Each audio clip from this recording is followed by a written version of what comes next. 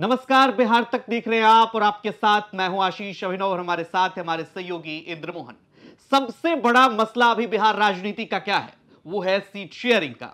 और seat sharing का इतना बड़ा मसला सबसे ज्यादा अगर कहीं चर्चा का केंद्र बना हुआ है तो वो है एनडीए गठबंधन को लेकर। चूंकि 195 सीट भारतीय जनता पार्टी ने ऐलान किया, बिहार का नाम नहीं था उसमें। अब अन्य सहयोगी दल जो एनडीए के हैं बिहार में, उनको लेकर कहा जा रहा है कि असहजता की स्थिति है और ऐसे में एक किरदार है एनडीए में उपेंद्र कुशवाहा।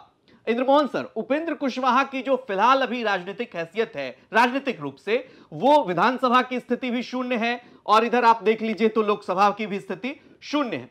ऐसे में कहा यह जा रहा है कि उनको यह भी मुमकिन है कि लोकसभा चुनाव में भारतीय जनता पार्टी सीट ना भी दे। कई तरह के ऐसे विश्लेषण आए हैं। अगर ऐसा हुआ तो क्या इसमें बड़ी भूमिका नीतीश कुमार निभाएंगे? कहा यह जा रहा है कि नीतीश के आने से ही तमाम सारे सहयोगी दल जो है असहज हुए हैं। बिल्कुल, नीतीश कुमार के आने से एनडीए के सहयोगी असहज जरूर हुए हैं।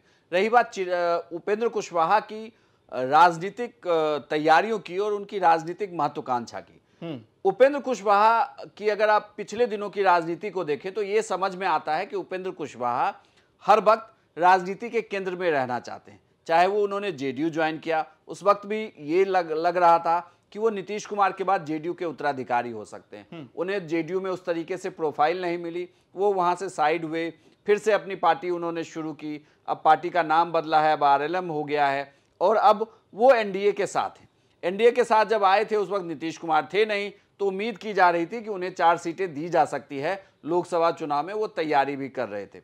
हालांकि अब थोड़ी मुश्किल फंस गई है, क्योंकि अगर बीजेपी कह रही है कि वो 17 सीटों पर चुनाव लड़ेगी तो उसमें 17 सीटें वो भी सीटें हैं जिन सीटों से उपेंद्र कुशवाहा चुनाव लड़ना चाहते हैं। तो फिर उपेंद्र कुशवाहा के लिए मुफीद सीट है कौन सी जिस पर वो चुनाव लड़ेंगे? काराकाट के बारे में कहा जाता है वहां से जेडीयू के कैंडिडेट है, तो क्या किया जाएगा वहां? बिल्कुल, वो कहां से लड़ेंगे? ये उजियारपुर, क्या आप उजियारपुर लड़ेंगे? आप उजियारपुर कैसे लड़ेंगे चुनाव? ये भी एक बड़ी दिक्कत है। तो खैर, ये बीजेपी को सुलझाना है। लेकिन जो खबरें निकल कर आ रही है, खबरें ये भी हैं कि उपेंद्र कुशवाहा को अभी ये भी कहा जा सकता है कि आप इस लोकसभा चुनाव में चुनावी मैदान में नहीं उतरें, बल्कि आप विधानसभा चुनाव की तैयारी करें। बीजेपी इस फॉर्मूले पर भी काम कर रही है कि अपने साथ की पार्टियों को लोकसभा में टिकट ना देकर उन्हें विधानसभा में ज़्यादा सीटें दे दी जाए, जिससे उनकी भागीदारी विधानसभा में बढ़े। अगर उनकी ज़्यादा भागीदारी विधानसभा में बढ़ेगी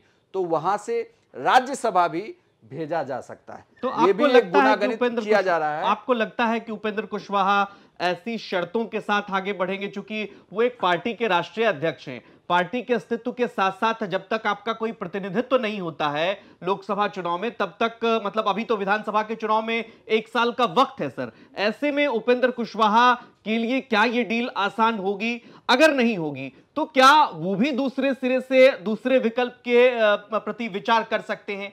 ये भी माना जा सकता है क्या कि दूसरे गठबंधन में जाने को लेकर? बिल्कुल, उपेंद्र कुशवाहा को लेकर हालांकि ये चर्चा थी, लेकिन बड़ी मुश्किल है।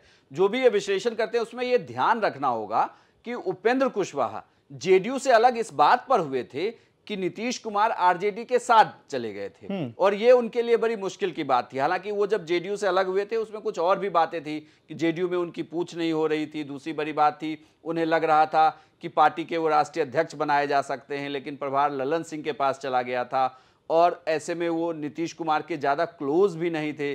किसी बात को लेकर उनसे पूछा ही नहीं जा रहा था। तो बड़ी मुश्किल थी उपेंद्र कुशवाहा के लिए। हालांकि उन्होंने आरजेडी का बहाना बनाया, तो अब बड़ी मुश्किल होगी कि वो आरजेडी के साथ जाएंगे। हालांकि इसके पहले के चुनाव में उन्होंने एक तीसरा विकल्प भी बनाया था। उस तीसरे विकल्प के साथ वो लोकसभा चुनाव में उतरे थे, लेकिन स्थिति बहुत अच्छी नहीं रही। खुद उपेंद्र कुशवाहा जो है वो बड़ी बुरी स्थिति में थे। चुनाव में बहुत अच्छे उन्हें वोट भी तक नहीं मिले। अब ऐसे में देखना बड़ा दिलचस्प हो जाएगा कि क्या वो तीसरा विकल्प चुनेंगे या फिर एनडीए में ही रहेंगे।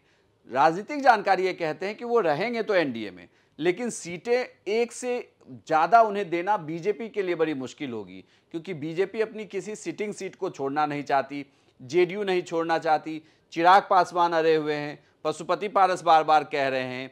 तो ऐसे में नए पार्टियों को इन कराना और उन्हें लोकसभा का टिकट देना थोड़ा मुश्किल है। नहीं, इस पे एक और सवाल ये है, चूंकि दर्शकों की दिलचस्पी इसमें भी है कि भारतीय जनता पार्टी इस प्रयोग के लिए माहिर है कि या तो उनको जेडीयू के किसी एक क्षेत्र से उतारा जाए, जेडीयू के सिंबल हो सकता है इनका रहे, सपोर्ट हो जाए, या फिर भारतीय जनता पार्टी अपने टिकट पे इनको चुनाव लड़वा दे अपने कोटे से, जिसको कहते हैं कि चुनाव लड़वाना, या तो जेडीयू में शिफ्ट करवा दे या दिया जाए, या भारतीय जनता पार्टी, क्योंकि भारतीय जनता पार्टी ने नीतीश कुमार के लिए बड़ी कुर्बानी दी है। 5-5 सीटेड एमपी अपने उनको छोड़ने पड़े हैं नीतीश कुमार के लिए। ऐसे में कुशवाहा चूंकि अब एनडीए में आए हैं, पहले भी नरेंद्र मोदी की पहली सरकार में वो मिनिस्टर रह चुके हैं, तो भारतीय जनता पार्टी उनको असहज नहीं करना चाहेगी, अपने पाले में रखने के लिए किसी एक सीट से, अपने किसी कोटे एक सीट से उनको ऑफर कर सकती है। बिल्कुल, दरअसल कहा भी यही जा रहा है कि फॉर्मूला यही हो रहा है कि उन्हें बीजेपी मैनेज कर सकती है, बल्कि मतलब इसी फॉर्मूले के तहत वो चिराग पासवान की